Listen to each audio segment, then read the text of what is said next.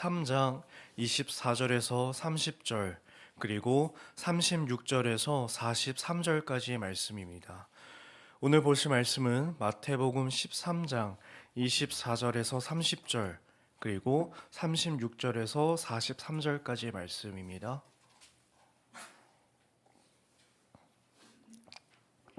한 절씩 교독하시고 마지막 절은 함께 읽도록 하겠습니다. 예수께서 그들 앞에 또 비유를 들어 이르시되 천국은 좋은 씨를 제밭에 뿌린 사람과 같으니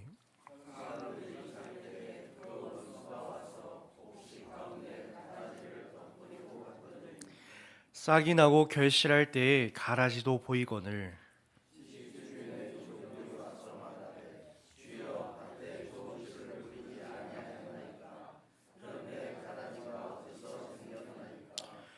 주인이 이르되 원수가 이렇게 하였구나. 종들이 말하되 그러면 우리가 가서 이것을 뽑기를 원하시나이까.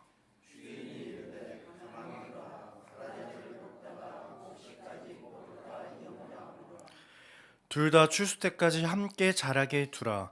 추수 때에 내가 추수꾼들에게 말하기를 가라지는 먼저 거두어 불사르게 단으로 묶고 곡식은 모아 내 곡간에 넣으라 하리라.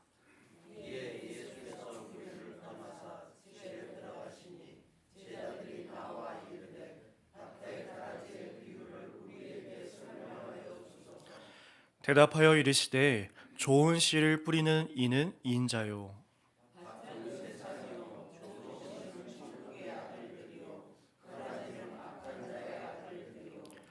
가라지를 뿌린 원수는 마귀요 추수 때는 세상 끝이요 추수꾼은 천사들이니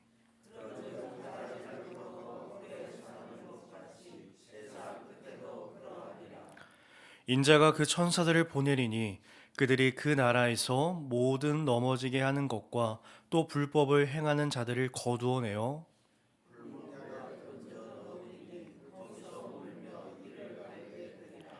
그때의 의인들은 자기 아버지 나라에서 해와 같이 빛나리라. 귀 있는 자는 들으라. 아멘. 우리는 흔히 공동체 안에서 이런 말들을 되게 자주 합니다. 이건 아닌 것 같습니다. 정리해야 할 사람인 것 같습니다. 이대로 두면 공동체가 무너질 것 같습니다. 이 말들은요, 사실 뭐 틀린 게 아닐지도 모릅니다.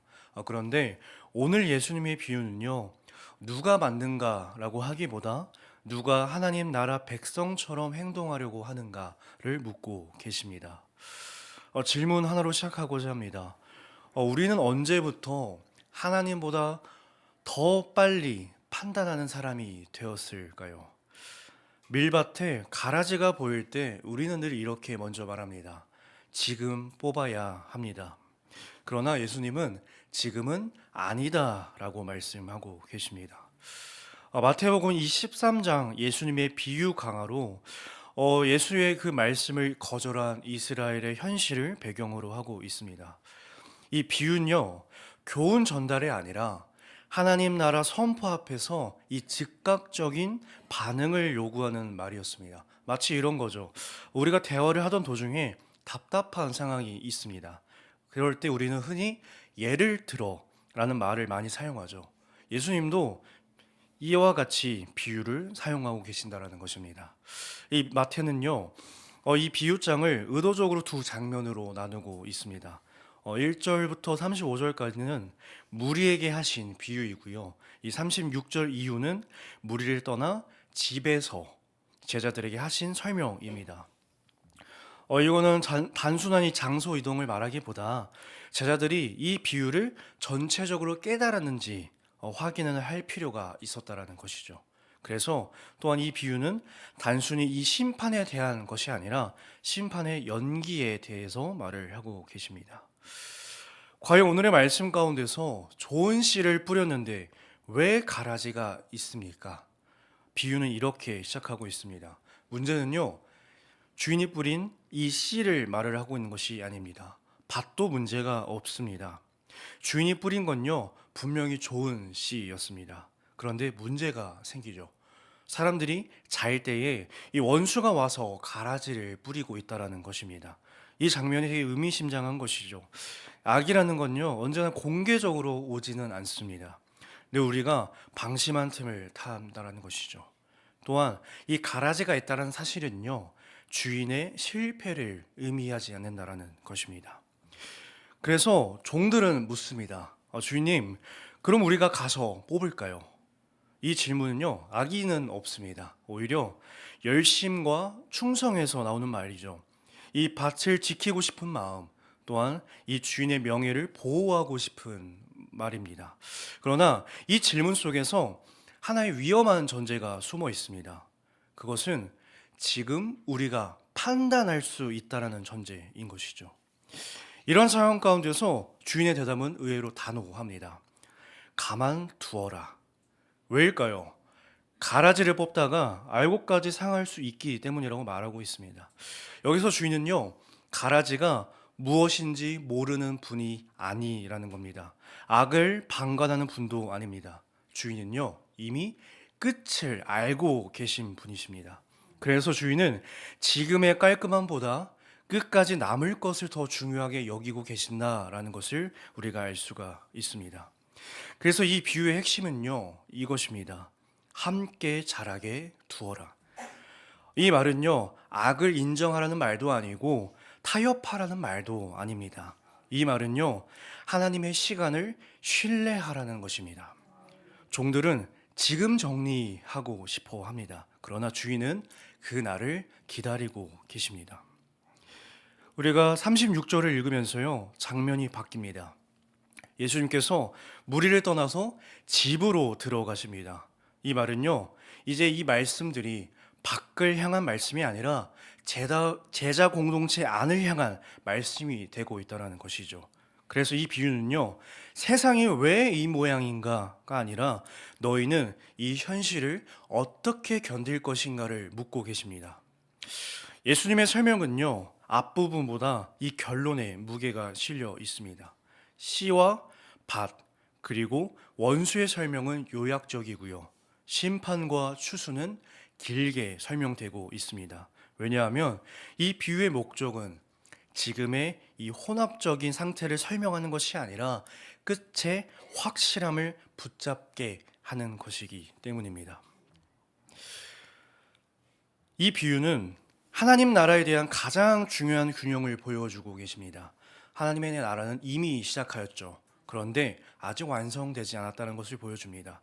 그래서 지금은 선과 악이 함께 있고 의인과 불의한 자가 섞여 있으며 공동체도 이 세상과 닮아 있음을 말하고 있습니다. 이 상태는요, 비정상이 아니라 하나님 나라의 현재 모습을 알려주고 있는 것입니다. 우리는 종종 이 비유를 교회 안에 진짜와 가짜가 섞여 있다라고 읽기만 합니다. 그러나 예수님의 관심은요, 누가 진짜인지 가짜인지가 아니라 너희는 왜 이렇게 나보다 급하게 선택하고 있느냐라고 말하고 계신 것이죠. 주인은요, 기다립니다.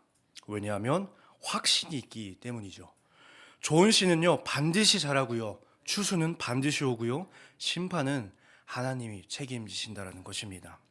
그래서 하나님의 나라는 우리의 불안 때문에 움직이지 않습니다. 하나님의 인내는 미루시는 인내가 아니라 끝을 아시는 인내라는 것을 오늘 우리에게 말씀해 주고 계십니다. 그렇다면요, 이 공동체의 특권은 무엇일까요? 더 깨끗함도 아니고요, 더 우월함도 아닙니다. 이 본문이 말하는 것은 이것입니다. 지금 이 예수님의 말씀을 듣고 있다라는 것, 그리고 무엇이 중요한지 알고 있다라는 것이죠. 그리고 그 중요한 것을 끝까지 예수를 스승으로 붙잡고 배우고 있다라는 것이 중요한 것입니다. 그래서요, 이 비유는 우리를 정리하는 사람으로 부르지 않습니다. 기다리는 사람으로 부르고 계십니다. 새벽에 이 말씀을 듣는 우리가 아직 설명되지 않는 이 현실 속에 있지만 추수를 아시는 하나님을 신뢰하시면서 오늘도 알곡답게 자라가도록 부름을 받았습니다. 이 비유의 핵심을 계속 말하면서 왜 뽑지 말아야 할까라는 질문을 다시 한번 해보면서 우리는요, 우리의 인간이 스스로가 악을 뿌리 뽑을 생각을 하지 말라는 것입니다. 심판하는 것은요, 단순할 수 있습니다. 죄를 정하는 건요, 그러나 되게 필연적으로 공동체를 갈라내는 상황이 발생하죠. 누구는 원래 의인이었고, 누구는 원래 악인이어서 이 죄인이 되었다는 이런 상황이 발생하기 때문입니다. 그런데 예수님께서는요, 본래 악인인 사람과 본래 의인인 사람을 구별하지 않고 모두를 의인이 될 수 있는 죄인으로 바라보시면서 그 경계를 허물고 계십니다. 왜냐하면 이 하나님의 통치가 지금 도래하였고 하나님과 인간의 새로운 관계가 시작되었다고 선포하고 계신 것이기 때문이죠. 또한 반복해서 현실적인 이유는 이 밀과 가라지가 뿌리가 섞여 있기 때문에 가라지가 뽑혀 있을 때 밀이 상하기 때문이라는 겁니다. 이 세상에서 법으로 정의를 구현하겠다고 하지만 얼마나 많은 사람이 억울함을 당하며 희생당할 때가 참 많습니까? 그래서 대안이 무엇일까요? 오늘의 말씀을 통하여서 우리에게는 그저 함께 살라는 것을 말하고 있습니다. 서로의 생각을 비난하기보다 차이를 존중하고 관용하라고 오늘 우리에게 말씀하고 계십니다. 누가 가라지이고 누가 밀인지는요, 주실 때에 하나님만이 판단하실 수 있다는 것입니다. 인간은 남을 판단할 수가 없습니다. 그러므로 이 하나님께서 악을 심판하시기까지 누구를 정죄하기보다 그저 함께 살아가라고 우리에게 말씀하고 계십니다. 말씀을 맺겠습니다. 오늘의 말씀을 준비하면서 책의 한 구절을 읽어드리겠습니다. 형제를 변화시키려 하지 말라. 기다려라. 기다리는 중에 내가 변화된다. 그러면 나로 인해 형제가 변화될 것이다. 악은 실체가 아니다. 선의 부족 상태일 뿐. 그러나 선을 복돋우라. 악은 몰아댈수록 야수처럼 자라지만 선은 식물처럼 기다림 속에 자라난다. 오늘의 비유는요, 우리에게 가라지를 구별하는 눈을 우리에게 먼저 주지 않으십니다. 대신 하나님을 기다릴 수 있는 믿음을 우리에게 주고 계십니다. 우리는 종들처럼 질문하곤 하죠. 지금 정리해야 하지 않겠습니까? 지금 바로 뽑아내야 하지 않겠습니까? 그러나 주인 되신 하나님께서 오늘 우리에게 말씀하고 계십니다. 지금은 뽑을 때가 아니다. 하나님은 악을 모르시는 분이 아니십니다. 문제를 외면하는 분도 아니시죠. 하나님은 그저 끝을 아시는 분이십니다.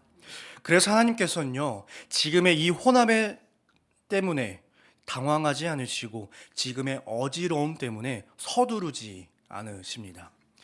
새벽에 이 말씀을 듣는 우리는 아직 다 설명되지 않는 이 현실 속에서 공동체도 세상도 어쩌면 우리 자신의 마음도 밀과 이 가라지가 뒤섞여 있는 것처럼 보일 것입니다. 그럴 때 이 말씀은 우리를 붙잡고 있습니다. 우리는 판단자가 아니라 잘하는 자다. 오늘 우리가 할 일은요, 누군가를 뽑아내는 것이 아니라 알곡답게 자라나는 것입니다.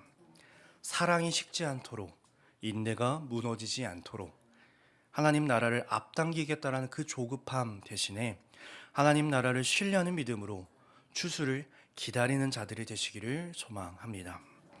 심판은 하나님께 있습니다. 그리고 그날 오늘의 말씀처럼 의인들은 해와 같이 빛이 날 것입니다.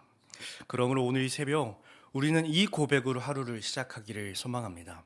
주님, 제가 알곡으로 자라게 하소서.